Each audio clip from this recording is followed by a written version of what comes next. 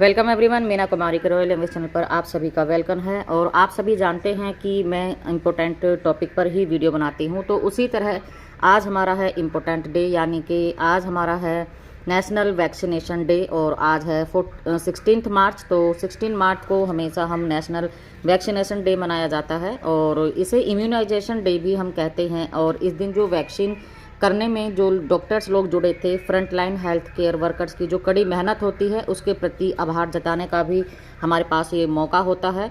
और सबसे इम्पोर्टेंट बात ये है कि 1995 में इसी दिन यानी कि 16 मार्च को देश में ओरल पोलियो वैक्सीन की जो पहली खुराक दी गई थी और इसी दिन भारत को पोलियो से बचाने के लिए पल्स पोलियो अभियान शुरू किया गया था। और इस अभियान के तहत 0 से 5 साल के बच्चे यानी कि 1 से 5 साल तक के बच्चों को पोलियो के खिलाफ 2 बूंद जिंदगी की, ये आपने स्लोगन सुना था, वो दी गई थी बच्चों को। और 2014 में भारत को पूरी तरह से पोलियो मुक्त बना दिया गया था। ये अभियान इतने ज़ोर शोर से चला था, आपने टीवी पर भी इसके बहुत सारे ऐड देखे होंगे। नेशनल वैक्सीन डे की शुरुआत भले ही बच्चों से हुई थी, परंतु सभी लोगों को इसके महत्व को समझना चाहिए। वैक्सीन कई खतरनाक और गंभीर बीमारियों को रोकने का एक प्रभावी माध्यम है। पहले जितनी भी बीमारियां होती थी, जैसे काली खांसी, चेचक, तपेदिक बुखार, मियादी बुखार और भी बहुत सारी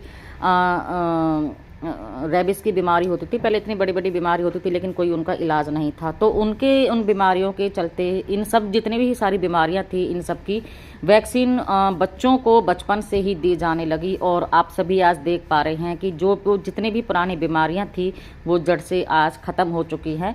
तो हाल ही में आपने सुना होगा, जो हम कोरोना से जैसे कितनी बड़ी जो महामारी आई थी, हम सभी से जूझ रहे थे। तो इस कोरोना जैसी बीमारी से भी बचने के लिए पूरी दुनिया भर में एक वैक्सीनेशन अभियान चला था और सभी लोगों को वैक्सीन लगाई गई थी। और आज आप देख पा रहे हो कि कोरोना लगभग हमारे देश से आज ख़त्म है। तो अगर हम बात करें वर्ल्ड हेल्थ ऑर्गेनाइजेशन के अनुसार, तो वैक्सीन की मदद से हर साल करीब से करीब 2 से 3 मिलियन लोगों की जान बचाने में मदद मिलती है। जानते हैं इसके इम्पोर्टेंस को, क्योंकि सभी पेरेंट्स को इसके बारे में अवेयर रहना और वैक्सीनेशन क्यों ज़रूरी है, अपने बच्चों की सेहत को लेकर के भी पेरेंट्स को अवेयर होना और इसके बारे में जागरूक होना ये बहुत ज़रूरी होता है। क्योंकि जब हम पेरेंट्स ये पहल करेंगे तो हमारे जो आने वाली जनरेशन है, हमारे बच्चे हैं, जितनी भी बीमारियां हैं हम उनसे, और जितने भी रोग हैं हम उनसे मुक्त रह सकते हैं और एक स्वस्थ भारत होने में हम अपना अहम भूमिका निभा सकते हैं। जी हाँ दोस्तों, वैक्सीन के दम पर ही आज हमने बहुत सी भयानक बीमारियों से छुटकारा पाया है और सभी पेरेंट्स को इसके प्रति जागरूक होना ये बहुत ज़रूरी है। तो क्या आपने कभी सुना है कि किसी को टेटनस की बीमारी हुई है? नहीं ना, लेकिन फिर भी हम टेटनस का इंजेक्शन लगवाते हैं। क्यों? क्योंकि किसी भी बीमारी से, यानी कि कोई बीमारी है तो उससे पहले ही हमें उसका सॉल्यूशन कर लेना चाहिए। वेट नहीं करना चाहिए कि ये बीमारी होगी तभी हम इसकी वैक्सीन हम लेंगे। बहुत सारी जो वैक्सीन है वो बचपन से ही लगा दी जाती हैं ताकि आने वाले टाइम में ये बीमारियां बच्चों में उत्पन्न ना हो। आपने देखा होगा, जब प्रेग्नेंट लेडी होती है और बच्चा गर्भ में होता है तो वो वैक्सीनेशन उस लेडी को पहले से ही लगाई जाते हैं ताकि आने वाले भविष्य में, यानी कि जब भी डिलीवरी हो, बच्चे का जन्म हो, तो वो बीमारी, कई बार माता को भी बीमारी होती है, माँ को बीमारी होती है, तो वो बीमारी बच्चों में ना आ जाए, इसलिए पहले से ही वैक्सीनेशन किया जाता है और उस बच्चे को उस बीमारी से मुक्त रखा जाता है, स्वस्थ रखा जाता है, उसकी रोकथाम की जाती है उस बीमारी की। तो उसी तरीके से हाँ, कोई आपने सुना है कि टेटनस कोई बीमारी नहीं होती है, लेकिन फिर भी हम इंजेक्शन लगवाते हैं। क्यों? क्योंकि किसी भी बीमारी को होने से पहले हमें उसकी रोकथाम कर लेनी चाहिए। बिल्कुल, आपने देखा होगा, जब कोई लोहे की कील या फिर हमारे कहीं भी बॉडी में लग जाती है या फिर कोई भी ऑपरेशन वगैरह होता है या फिर कोई डिलीवरी होती है तो हम टेटनस का इंजेक्शन लगवाते हैं एडवांस में ही, ताकि कोई प्रॉब्लम होने के बाद में हमें टेटनस की बीमारी वो जो ना बने। उसी तरीके से बच्चों को भी वैक्सीन लगवानी चाहिए। वैक्सीन का जो मेन काम जो होता है, इम्पोर्टेंस जो होता है, वो इम्यूनिटी को बढ़ाना होता है। जब भी बच्चा बीमार होता है तो उस बीमारी के कीटाणु से लड़ने के लिए जो बच्चे की शरीर है वो इम्यूनिटी बनाती है और ये इम्यूनिटी हर बार बच्चे के बीमार होने पर काम आती है और वैक्सीन भी उसी इम्यूनिटी को बढ़ाने का काम करती है।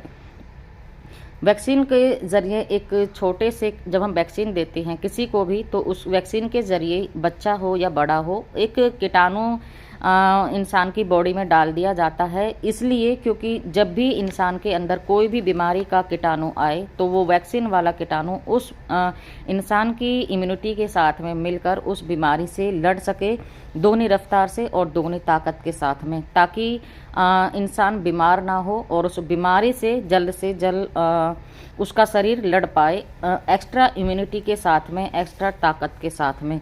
तो यही होता है इम्यूनिटी, वैक्सीन का काम हमारी इम्यूनिटी को बढ़ाना, और इसीलिए वैक्सीन हर किसी को दी जाती है। और वैक्सीन बहुत सारे अलग अलग वैक्सीन होते हैं, अलग अलग बीमारी के लिए अलग अलग वैक्सीन होते हैं। तो आज हमारे भारत में जब से बच्चे का जन्म होता है, शुरू से ही एडवांस में ही जो टीकाकरण की एक पहल हो रही है, सभी को अपने बच्चों को, जितने भी 1 से 5 साल तक के बच्चों को 4 से 5 टीका लगाए जाते हैं, सभी को अपने बच्चे का टीकाकरण पूरा कंप्लीट कराना चाहिए, ताकि बच्चे को भविष्य को इन बीमारियों से दूर रखा जा सके। और जो बड़े लोगों के लिए है, बीमारी चलती रहती है और हर बीमारी के लिए वैक्सीन बनती रहती है, तो सभी को वैक्सीनेशन में मिलकर के सहयोग देना चाहिए। और आज दुनिया भर में बहुत से ऐसे छोटे छोटे कार्यक्रम भी चलाए जाते हैं जहां लोगों को हर चीज़ के लिए अवेयर कराया जाता है। तो प्लीज़ आप सभी इस आंदोलन जो छोटे छोटे चलते हैं, इन सभी में बढ़ चढ़ करके भाग लें और लोगों को जागरूक कराएं। आप भी जागरूक रहें और अपने बच्चों को स्वस्थ रहें और स्वस्थ रहें। इन्हीं शब्दों में साथ में आज के नेशनल वैक्सीनेशन डे को यहीं पर समाप्त करते हुए, अगर आपको वीडियो अच्छा लगा तो वीडियो को शेयर करिए, अपने दोस्तों के साथ में इसको शेयर करिए, और कमेंट करना ज़रूर ना भूलें कि इसमें क्या मुझे और इम्प्रूवमेंट करना चाहिए, या फिर आप मेरे वीडियोज़ आपको कैसे लगते हैं। और अगर आपने मेरे चैनल को सब्सक्राइब नहीं किया है तो नोटिफिकेशन को ऑन कर लें, क्योंकि जब भी वीडियो आता है आपको वीडियो सबसे पहले मिल जाएगा। So thank you everyone, take care and bye bye.